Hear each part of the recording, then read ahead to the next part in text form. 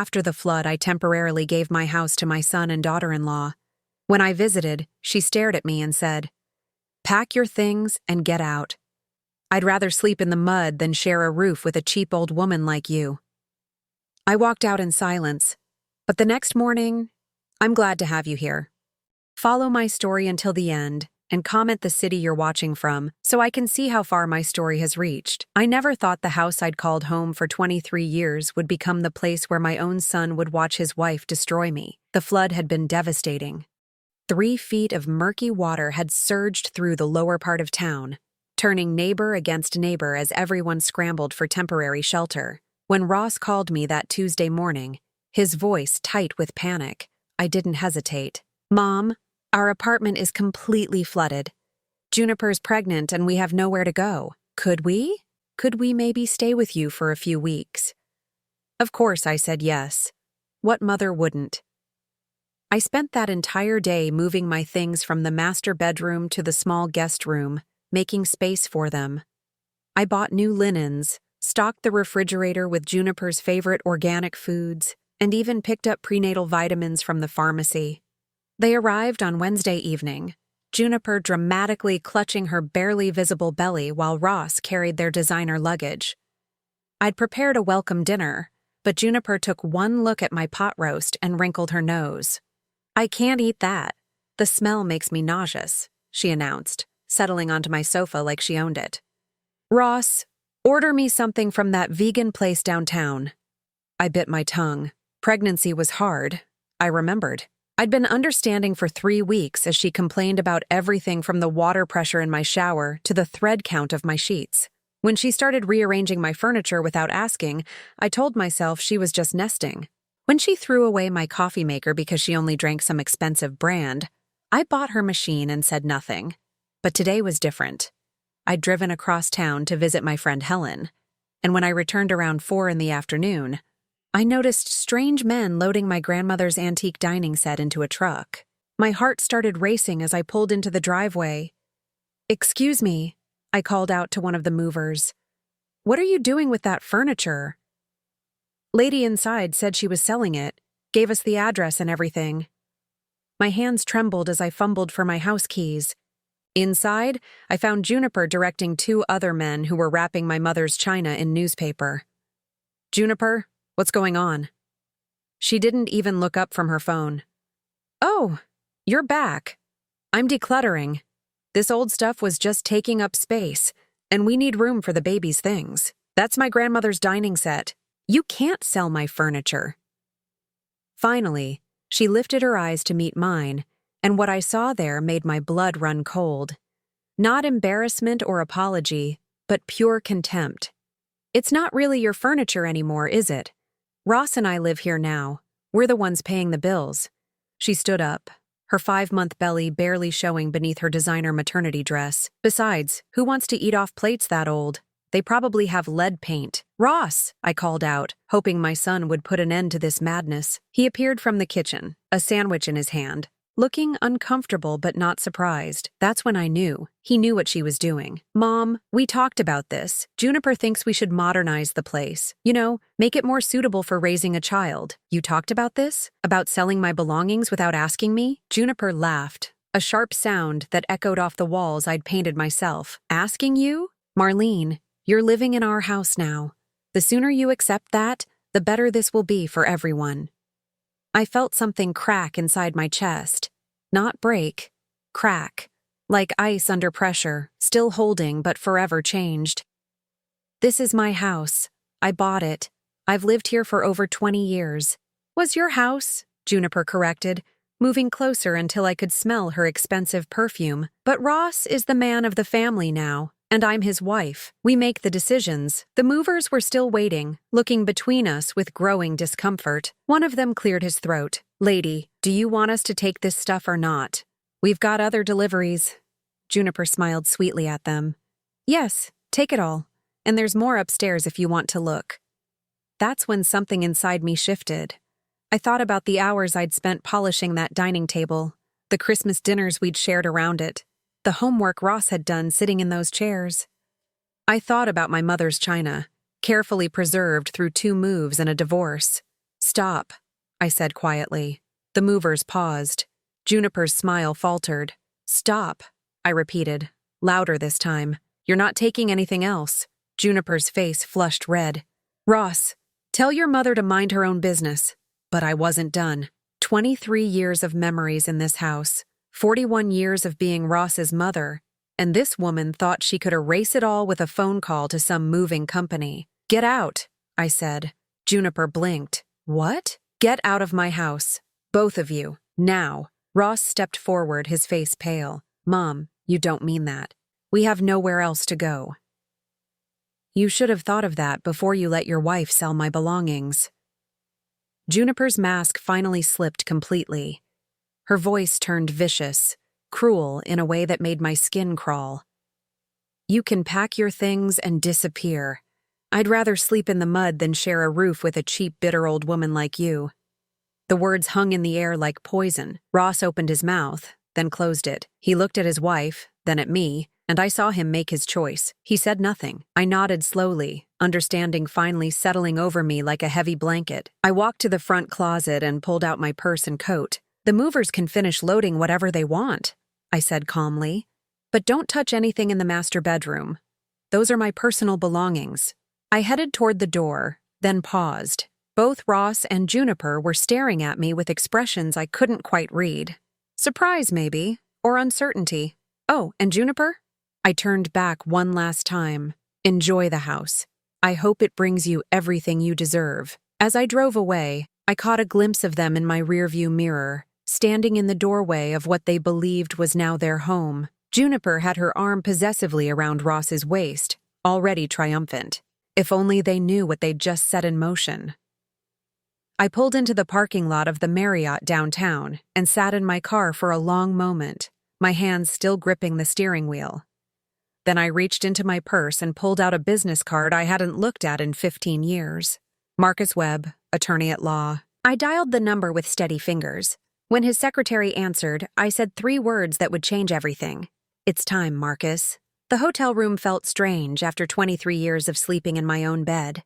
The generic artwork on the walls, the scratchy comforter, the hum of the air conditioning unit, everything reminded me that I was displaced, unwanted in my own home. But displacement, I'd learned long ago, could be temporary if you knew how to play your cards right.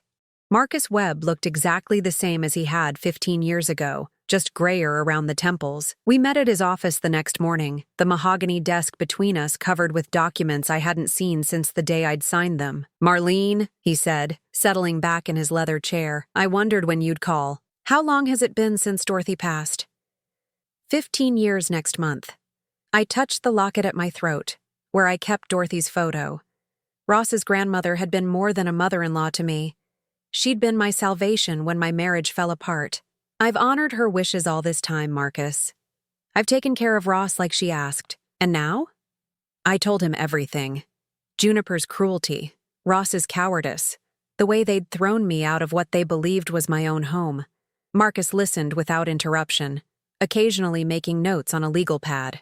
They have no idea about the trust, he asked finally. None whatsoever. Dorothy made me promise never to tell Ross unless absolutely necessary. She wanted him to love me for who I was, not for what I might give him. Marcus nodded slowly. And you believe that time has come? I thought about Juniper's words. I'd rather sleep in the mud than share a roof with a cheap, bitter old woman like you. I thought about Ross standing there, silent, letting her destroy me.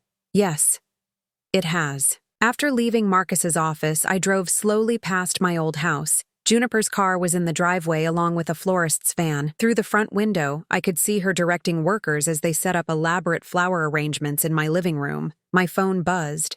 A text from my neighbor, Mrs. Chen. Marlene, that young woman is telling everyone you moved to a retirement home. Says she and Ross are the new owners. Thought you should know. I smiled grimly and typed back, thank you for letting me know. Everything will be sorted out soon. Over the next few days, I watched from a distance as Juniper transformed my home into her vision of domestic perfection. She hired painters to cover my carefully chosen wall colors with trendy grays and whites. She had my garden torn up and replaced with modern landscaping that looked like it belonged in a magazine. Most telling of all, she was hosting parties. I sat in my rental car Wednesday evening, parked across the street, watching through the large front windows as Juniper entertained what looked like a dozen young couples. She moved through my living room like a queen, gesturing grandly at the renovations, clearly taking credit for the house's charm and character. Ross stood beside her, nodding and smiling, playing the role of proud homeowner. But I could see the tension in his shoulders, the way he kept glancing toward the windows as if expecting something to go wrong. Smart boy. He'd always had good instincts, even when he ignored them. My phone rang. Helen's number. Marlene, I just heard the strangest thing. Kathy Morrison was at some party at your house last night, and that daughter-in-law of yours was telling everyone that you signed the house over to them as an early inheritance, said you realized you were too old to maintain it properly. I closed my eyes. What else did she say? That you're in some assisted living facility now, much happier with people your own age. Marlene, you know I don't like to gossip, but something about this doesn't sit right with me. It shouldn't sit right, because it's all lies. I could hear Helen's sharp intake of breath. I knew it. What are you going to do? What I should have done years ago. Thursday morning, I made my second call to Marcus. I want to move forward. Today. Are you certain? Once we do this, there's no going back. I thought about Dorothy's final words to me, whispered from her hospital bed as Ross held her other hand. Promise me you'll take care of him, Marlene. But promise me you'll also take care of yourself. This house, this trust, it's my way of making sure you both have what you need. But if he ever hurts you, if he ever forgets what family really means, you use whatever power you need to use. I'm certain. That afternoon, I received a call from my bank, just as I'd expected. Mrs. Patterson, we need to speak with you about some unusual activity on the account linked to your property. Someone has been attempting to open a line of credit using the house as collateral. Someone? A Mrs. Juniper Patterson. She claims to be the new owner, but our records show the property is held in trust with you as the sole beneficiary and trustee. I see. And what did you tell her? That we'd need documentation proving the transfer of ownership. She became quite agitated when we explained the requirements. I'll bet she did. Juniper had probably waltzed into that bank expecting them to hand her a check based on her word alone. Please put a fraud alert on the account, and send me copies of any documents she attempted to submit. Of course, Mrs. Patterson. Friday evening, I drove past the house again. This time, I parked in the driveway. Through the kitchen window, I could see Ross and Juniper arguing. She was gesticulating wildly, her face flushed with anger. Ross looked exhausted, defeated. He kept running his hands through his hair the way he'd done as a child when he was overwhelmed. I felt a pang of sympathy for my son. But sympathy wouldn't undo the damage he'd allowed to happen. I walked to the front door and rang the bell. Juniper answered, and her face went white when she saw me. What are you doing here? I've come to collect a few more of my personal belongings, I said calmly. I hope that's not a problem. Ross appeared behind her, looking nervous. Mom, you can't just show up like this. This is our home now, is it? I stepped past Juniper into my former living room. The space looked like a showroom now, all personality stripped away. How interesting. I had a call from the bank today. Juniper's face flushed red. I don't know what you're talking about, don't you? Something about attempting to use this house as collateral for a loan. Without proper documentation, of course. Ross frowned. Juniper, what is she talking about? Nothing. Your mother is just being dramatic. I smiled at her. The same pleasant smile I'd given her for months while she slowly took over my life. Oh, my dear. You have no idea how dramatic I can be. I walked to the mantelpiece where Dorothy's portrait used to hang. In its place was some abstract art piece that probably cost more than my monthly pension. Tell me, Ross, do you remember your grandmother's last words to you? Ross shifted uncomfortably.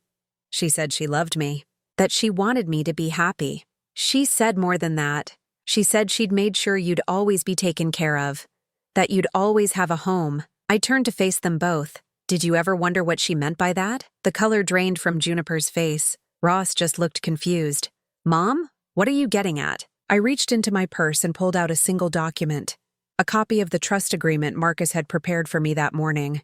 I'm getting at the truth, Ross. The truth your grandmother made me promise to keep unless you ever forgot what family really means. Juniper lunged forward, trying to snatch the paper from my hands, but I held it out of her reach. What does it say? Ross asked, his voice barely above a whisper. I looked at my son. This man I'd raised and loved and sacrificed for, and felt something break free inside my chest. Not the crack from before.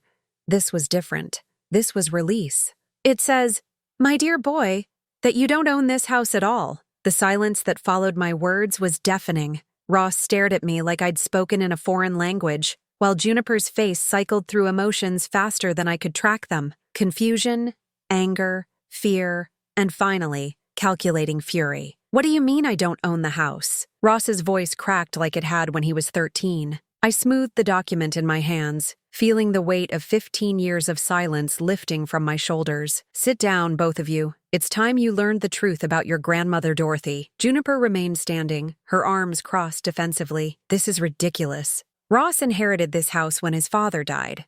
Everyone knows that. Everyone knows wrong." I moved to the couch, my couch, though they'd reupholstered it in some hideous beige fabric, and waited for Ross to join me. He did, reluctantly, perching on the edge like he might need to run. "Your grandmother was a very intelligent woman, Ross. Much more intelligent than your father ever gave her credit for. When she realized her son was going to leave me with nothing but debt and a child to raise, she made some arrangements." Ross frowned. "What kind of arrangements?" I opened the document and began to read. "The Dorothy Mae Patterson Family Trust, established October 15, 1987. Primary asset, the property located at 428 Maple Street, valued at the time at $89,000. I looked up at Ross. "That was 6 months before your father walked out on us." "That's impossible," Juniper interjected. "Ross's father left him this house. He told me so himself." "Ross's father left him nothing," I said quietly. "Because Ross's father never owned this house to begin with." The color drained from Ross's face. But I've been paying the property taxes, the insurance. I have all the paperwork." "You have paperwork showing you as the responsible party, yes. But ownership? That's something entirely different." I turned to the second page of the document. "According to the terms of this trust, the property belongs to Ross Patterson, with one very important condition." Juniper moved closer, her pregnancy forgotten in her desperation to see what I was holding. "What condition?" I met my son's eyes, seeing his father in them for the first time in years. The same weak chin, the same tendency to avoid difficult truths. "The condition is that Ross must provide care and support for his mother, that's me, until my death, or until I choose to relinquish my claim. If he fails to meet this obligation, ownership reverts to the trust administrator." "Who's the trust administrator?" Ross asked, though I could see in his eyes that he already knew. "I am." The words hung in the air like a death sentence. Juniper's mouth opened and closed several times before any sound came out. "This is fraud," she finally managed. You can't have been lying about this for 20 years. "I haven't been lying about anything. I simply never felt the need to explain the legal details to Ross because he was fulfilling his obligations. He was a good son. He took care of me." I folded the document carefully. "Until 3 days ago." Ross buried his face in his hands. "Mom, I don't understand. Why didn't Grandma just leave me the house outright?" The question I'd been dreading for 15 years. I looked around the room that Dorothy had loved so much, with its bay windows and hardwood floors, and the kitchen where she'd taught me to make her famous apple pie. "Because she knew your father better than anyone else did. She knew what kind of man he was, and she was terrified you might turn out the same way." The words came out harder than I'd intended, but they were true. She wanted to make sure that if you ever inherited his selfishness, his ability to discard the people who loved him, there would be consequences. Juniper laughed, a sharp, hysterical sound. "This is insane. You're telling me that some dead woman is controlling our lives from beyond the grave?" "I'm telling you that a very wise woman anticipated this exact situation and planned accordingly." I stood up, smoothing my skirt. "Dorothy made me promise to give Ross every chance to be the man she hoped he could become. For 15 years I kept that promise, even when he stopped calling regularly, even when he forgot my birthday 3 years running, even when he brought home a woman who treated me like hired help." Ross looked up at me, his eyes red-rimmed. "Mom, I never meant for things to go this far. Juniper was just stressed about the pregnancy and—" "Stop." I held up my hand. "Don't you dare blame this on her hormones or her stress. She told me to pack my things and disappear. She said she'd rather sleep in mud than share a roof with me. And you said nothing. I was trying to keep the peace. By sacrificing your mother? The accusation hit its mark. Ross flinched and looked away. Juniper, meanwhile, was pacing the room like a caged animal. There has to be something we can do. Some way to contest this. Trusts can be broken, right? Some can, I agreed. But not this one. Dorothy was very thorough. She had the best estate attorney in the state draw up the paperwork. Who was the attorney? Juniper demanded. Marcus Webb. Ross's head snapped up. Uncle Marcus? But he's not really my uncle, he's Dorothy's nephew, I finished. Her sister's boy. A very successful lawyer who specializes in estate planning and family trusts. He's also the one who's been managing the trust for the past 15 years. Juniper grabbed Ross's arm. Call him. Call him right now and find out what we need to do to fix this. I almost felt sorry for her. Almost. By all means, call Marcus. His number is in the phone book. I walked to the front door, then turned back. But before you do, you might want to ask yourself a question. What question? Ross asked miserably. Whether you think your grandmother was wrong about what kind of man you might become. I let myself out, leaving them to stew in the reality I'd just dropped on their heads. Outside, the evening air felt crisp and clean, like it does after a storm passes. My phone rang as I was unlocking my car. Marcus's number. I take it they called you, I said without preamble. Juniper Patterson just spent 10 minutes screaming at my secretary about fraud and elder abuse and false documentation. She wants to sue everyone from me to you to the probate court that approved the trust. And what did you tell her? I told her that I'd be happy to meet with them tomorrow at 10 a.m. to review the documentation.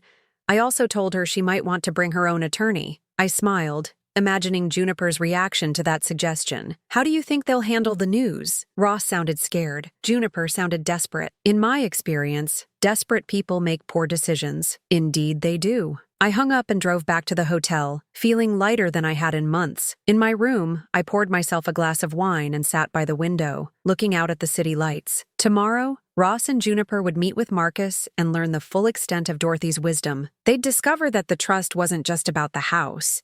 It covered everything Dorothy had left behind. The savings account with $30,000, the life insurance policy she'd never cashed in, the small investment portfolio she'd been quietly building for decades, all of it contingent on Ross fulfilling his obligations to me. All of it now in jeopardy because of his wife's cruelty and his own cowardice.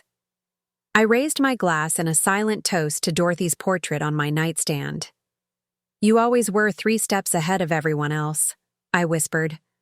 I just hope I can be half as clever as you were. My phone buzzed with a text from Ross. Mom, can we talk, please? I stared at the message for a long moment, then deleted it without responding. Tomorrow would bring its own conversations. Tonight, for the first time in 3 days, I was going to sleep peacefully. After all, I had nothing left to lose and everything to gain. The game, as Dorothy would have said, was finally afoot. I arrived at Marcus's office 15 minutes early, wanting to watch Ross and Juniper's faces when they walked in and saw me sitting there, calm and composed in the chair across from Marcus's desk. I'd chosen my outfit carefully. My best navy suit, the pearl necklace Dorothy had given me for my 50th birthday, and my hair styled the way she'd always said made me look formidable. Today, I intended to be exactly that. They were 10 minutes late, and I could hear Juniper's voice echoing down the hallway before they even reached the office door. This is all some elaborate scam, Ross. Your mother and this lawyer are trying to steal what's rightfully ours. Marcus's secretary showed them in, and the look on Juniper's face when she saw me was worth 15 years of patience, pure, undiluted shock, followed quickly by rage. What is she doing here? Juniper demanded, pointing at me like I was something unpleasant she'd found on her shoe. Mrs. Patterson is the trust administrator, Marcus said calmly, gesturing for them to take the chairs across from his desk. She has every right to be present for this discussion. Ross looked terrible. His hair was uncombed, his clothes wrinkled, and there were dark circles under his eyes that suggested he'd spent the night lying awake, staring at the ceiling. Good. It was about time he lost some sleep over his choices. Now then, Marcus continued, opening a thick file folder. I understand you have some questions about the Dorothy Mae Patterson Family Trust. Juniper leaned forward aggressively. We want to know how to break it. This whole thing is obviously some kind of fraud designed to cheat Ross out of his inheritance. Marcus's expression didn't change, but I caught the slight tightening around his eyes that meant he was annoyed. I'm afraid there's been a misunderstanding. Ross never had an inheritance to be cheated out of. That's impossible, Ross said quietly. My father left me the house when he died. Your father didn't own the house when he died, Marcus replied, pulling out a copy of the deed. The property was transferred to the trust 6 months before he abandoned his family. Dorothy was quite specific about the timing. Juniper snatched the deed from Marcus's hands and studied it like she might find some loophole hidden in the legal language. This says the house was purchased by the trust for $89,000. Where did an old woman get that kind of money? I almost smiled. Even in her desperation, Juniper couldn't resist being condescending. Dorothy had been saving for years, I said calmly. She worked as a bookkeeper for 3 different companies. She invested wisely, and she lived very modestly. She also saw what kind of man her son was becoming and decided to protect her grandson from him. Ross winced. Mom, please don't talk about Dad like that. Why not? Because it hurts your feelings. Your father walked out on us when you were 8 years old, Ross. He left us with nothing but debt and a pile of unpaid bills. If Dorothy hadn't intervened, we would have lost everything. She's lying, Juniper said desperately. Ross, she's making this up to manipulate you. Marcus pulled out another document. Hospital records from October 1987. Dorothy Patterson, admitted for emergency surgery to remove a brain tumor. During her recovery, she became aware that her son was planning to leave his family. She immediately contacted my father's law firm to establish the trust. The room fell silent except for the ticking of Marcus's antique clock. Ross stared at the hospital records like they might change if he looked at them long enough. Grandma had a brain tumor? A benign one, thankfully, I said softly.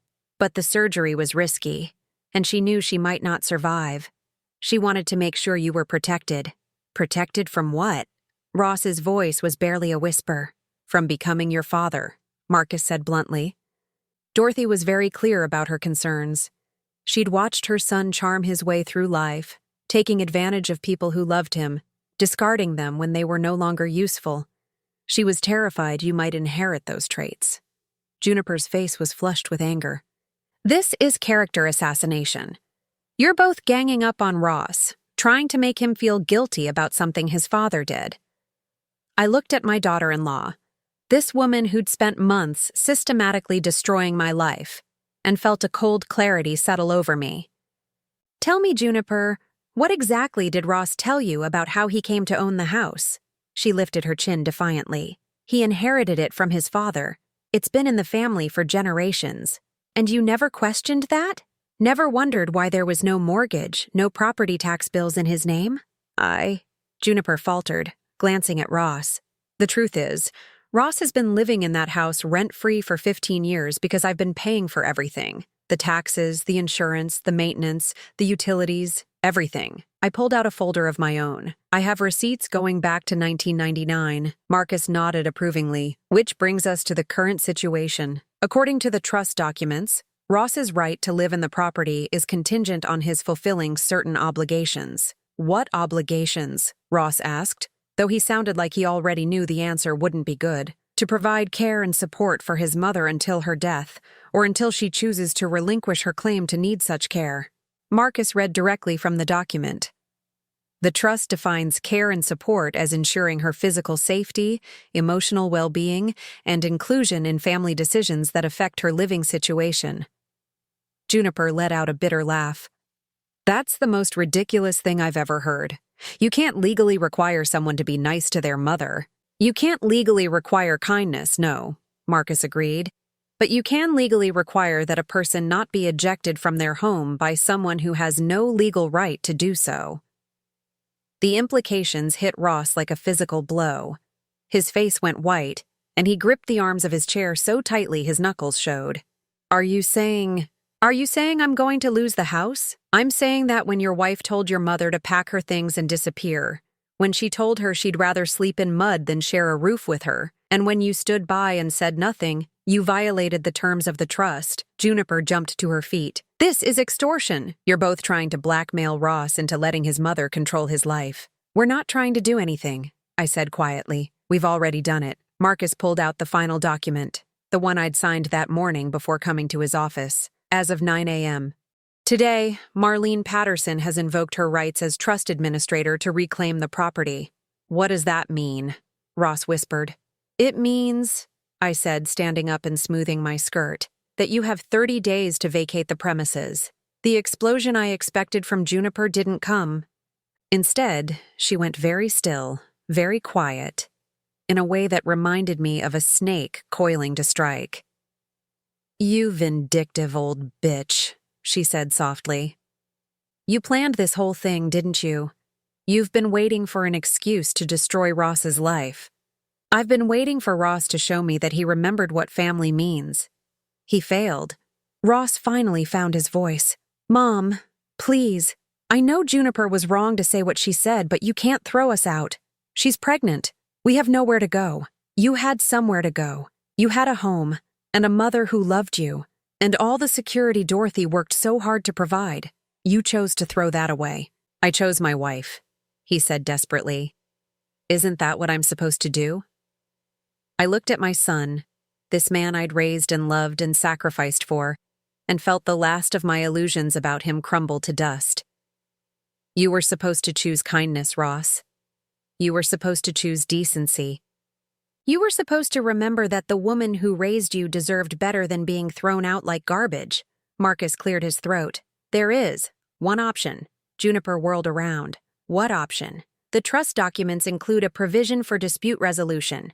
If Ross can demonstrate that he's committed to fulfilling his obligations going forward, and if Marlene agrees to it, ownership can be restored. Hope flickered in Ross's eyes. What would I have to do? I smiled, feeling Dorothy's wisdom guiding me one last time. That depends entirely on how much your marriage means to you. The silence in Marcus's office stretched like a taut wire, ready to snap. Ross looked from me to Juniper to Marcus, his face cycling through emotions I hadn't seen since he was a child, caught between telling the truth and protecting someone he loved. What do you mean? He asked carefully. What does my marriage have to do with the trust? I folded my hands in my lap, feeling the weight of Dorothy's pearl ring on my finger. She'd given it to me the day before she died, along with instructions I'd never thought I'd need to use. The trust includes a provision for what Dorothy called toxic influences, I said quietly.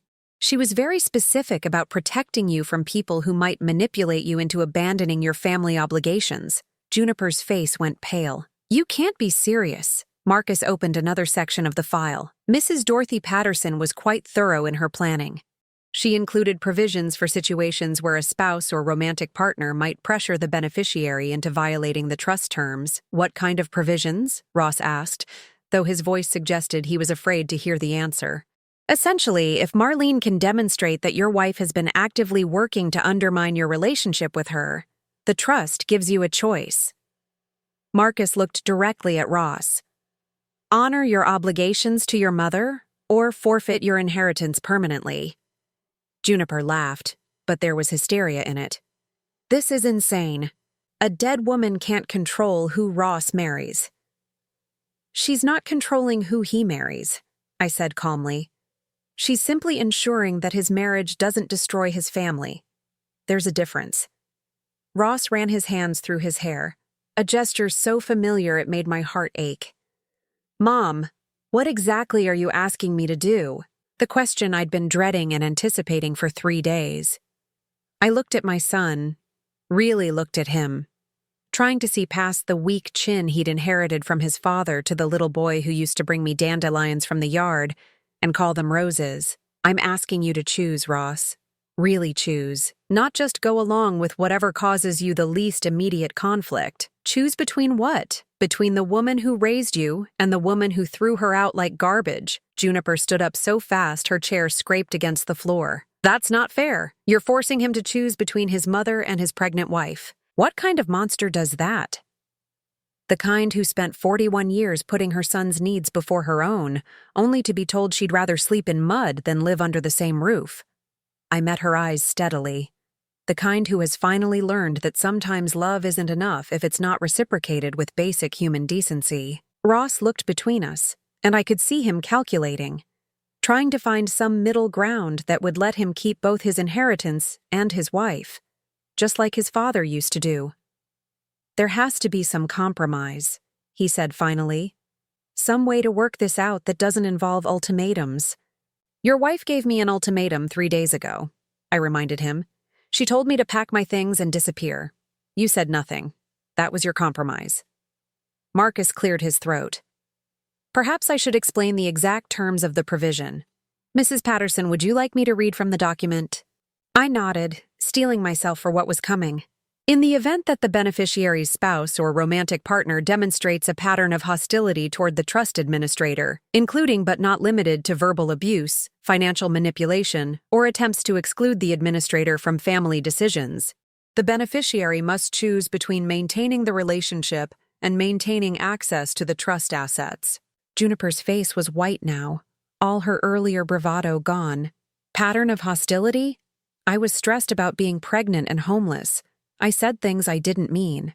Did you or did you not sell my grandmother's dining room set without permission? Ross asked quietly. The question surprised me. I hadn't expected him to bring that up. Juniper's mouth opened and closed several times. I was trying to make space for the baby. I thought you'd inherited everything, so it was ours to do with as we pleased. Did you or did you not try to take out a loan using the house as collateral? This time, Juniper's silence spoke volumes. Ross turned to me, and for the first time in years, I saw something in his eyes that reminded me of the man I'd hoped he'd become. Mom, did you know, when she was doing those things, did you know about the trust? The question cut deeper than I'd expected. Yes. And you let me think I was responsible for the house? You let me pay property taxes and insurance on something I didn't even own? You were fulfilling your obligations. The trust covered those expenses, but Dorothy wanted you to feel invested in maintaining the property. She wanted you to understand that nothing worthwhile comes without effort. Ross sat back in his chair, looking stunned. So all these years, you've been, what? Testing me? All these years I've been hoping I'd never have to use the power Dorothy gave me. I've been hoping you'd be the man she believed you could become. And now? I looked at Juniper, who was standing by the window, her arms wrapped around her barely visible pregnancy, her face a mask of fury and fear. Then I looked back at my son.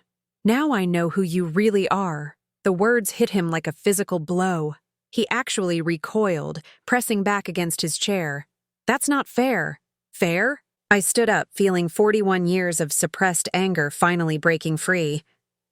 You want to talk about fair, Ross? Is it fair that I worked 3 jobs to put you through college while your father sent birthday cards twice a year? Is it fair that I gave up dating, gave up any chance of remarrying, because you told me it would be weird to have a stepfather? Is it fair that I spent 15 years paying for a house you thought you owned, never asking for gratitude or recognition, just happy to have you in my life? My voice was rising, and I could see Marcus reaching for the phone, probably worried I was about to have a heart attack. But I wasn't finished. Is it fair that I opened my home to your pregnant wife when she had nowhere else to go, and she repaid me by selling my belongings and telling me to disappear? Is it fair that you stood there and said nothing while she destroyed me? Ross was crying now, tears streaming down his face like a child's. Mom, I'm sorry. I'm so sorry. I didn't know what to do. You knew exactly what to do. You just chose not to do it. Juniper finally turned away from the window. Fine. You want him to choose? Make him choose. But understand this, Marlene. If you force Ross to pick between us and he picks you, this baby will never know its grandmother. I'll make sure of that. The threat was so casual, so cruel, that even Marcus looked shocked. Juniper, Ross said weakly, you don't mean that. I absolutely mean it. Your mother wants to play games with our lives? Fine. But she needs to understand that games have consequences. I looked at this woman who had invaded my home, destroyed my belongings, humiliated me in front of strangers, and was now threatening to weaponize my grandchild against me. I thought about Dorothy's final words. If he ever forgets what family really means, you use whatever power you need to use. Marcus, I said quietly, please read the final provision of the trust. Marcus flipped to the last page of the document. In the event that the beneficiary's spouse demonstrates a willingness to use children as weapons against family members, the trust administrator has the authority to permanently revoke all benefits, with no possibility of restoration. Juniper went very still. What does that mean? It means, I said, meeting her eyes with complete calm, that you just lost your husband his inheritance, permanently. Ross looked up at me, his face stricken. Mom, please. She didn't mean it. She's just scared. She meant every word. I picked up my purse and headed for the door. And so did I. As I reached for the handle, Ross called out behind me, Mom, wait, please. Tell me what I have to do to fix this. I turned back one last time, looking at my son and the woman who had destroyed our family. You can't fix this, Ross. It's already broken. The only question now is whether you're going to keep pretending it isn't. I left them there in Marcus's office. Juniper raging about lawsuits and Ross crying like the lost little boy he'd never stopped being. Outside, the autumn air was crisp and clean, full of possibility. For the first time in 3 days, I felt like I could breathe. 6 weeks later, I stood in the kitchen of my house, truly my house now, making Dorothy's apple pie from memory. The recipe had never been written down. She'd taught it to me by feel, by instinct, the way mothers pass down everything that truly matters. The house was quiet in a way it hadn't been in months. No tension crackling through the air. No whispered arguments from the guest room. No sound of my belongings being moved around without permission. Just the peaceful quiet of a home where someone who belongs is finally allowed to exist without apology. I'd spent the past month putting everything back the way it should be. Dorothy's portrait was restored to its place of honor above the mantel. My grandmother's dining room set, rescued from the consignment shop where Juniper had sold it, sat in the dining room where 3 generations of Patterson women had shared their meals and their stories.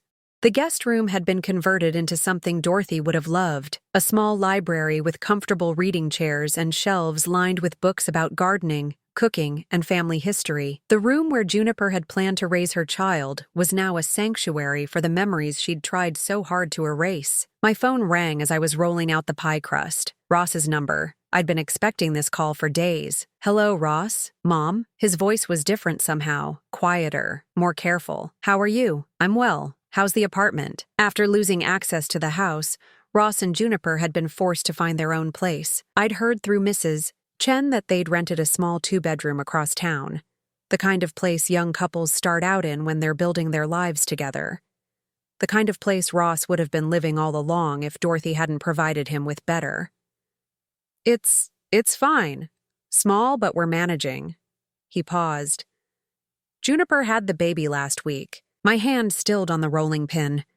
Despite everything that had happened, despite all the cruel words and broken trust, this was still my grandchild.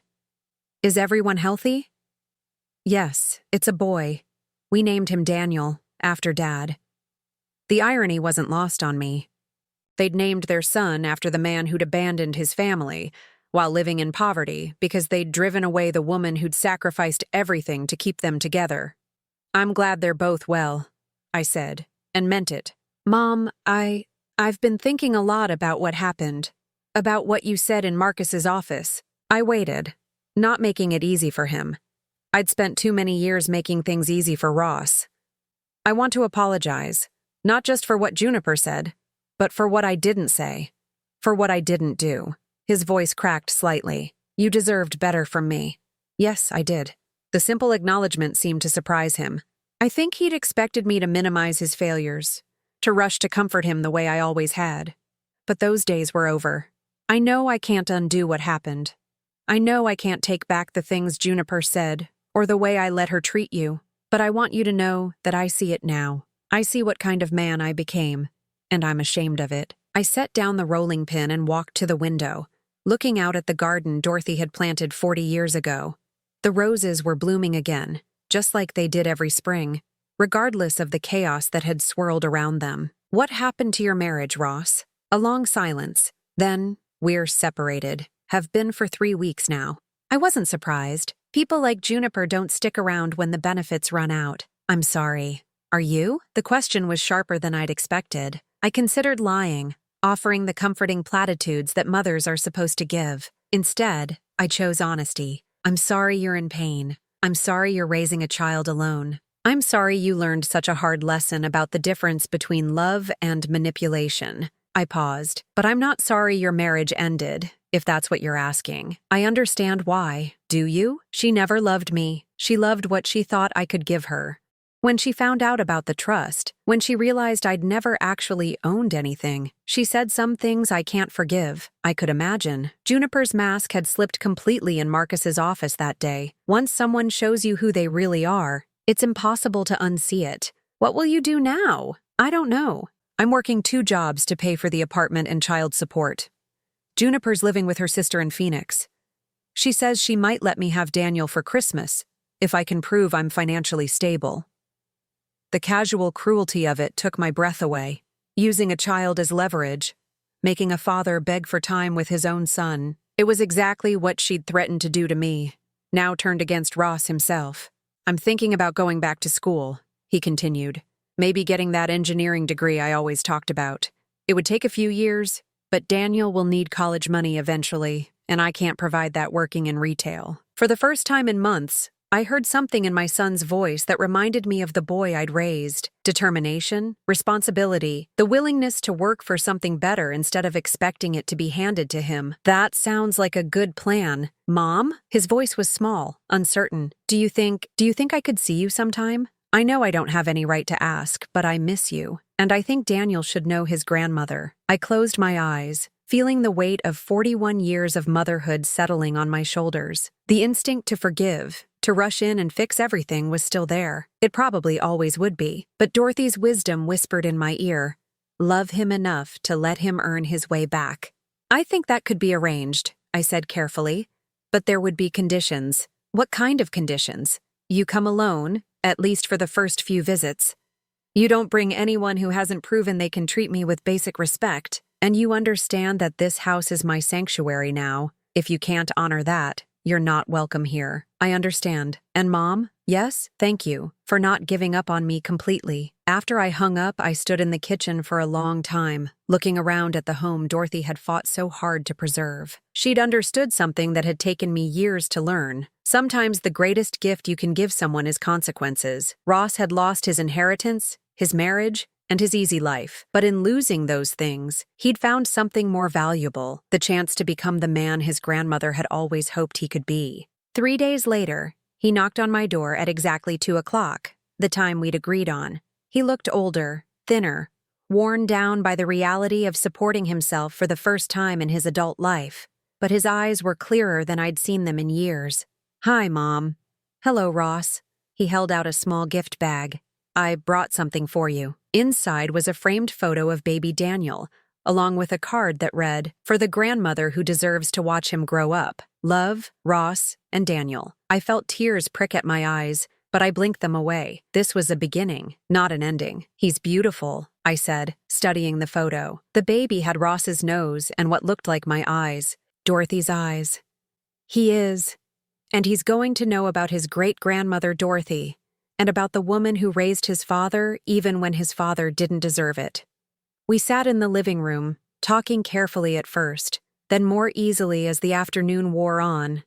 Ross told me about his job at the hardware store, about the night classes he'd enrolled in, about the small apartment where he was learning to cook for himself and do his own laundry. It's harder than I thought it would be, he admitted. Living on my own, I mean.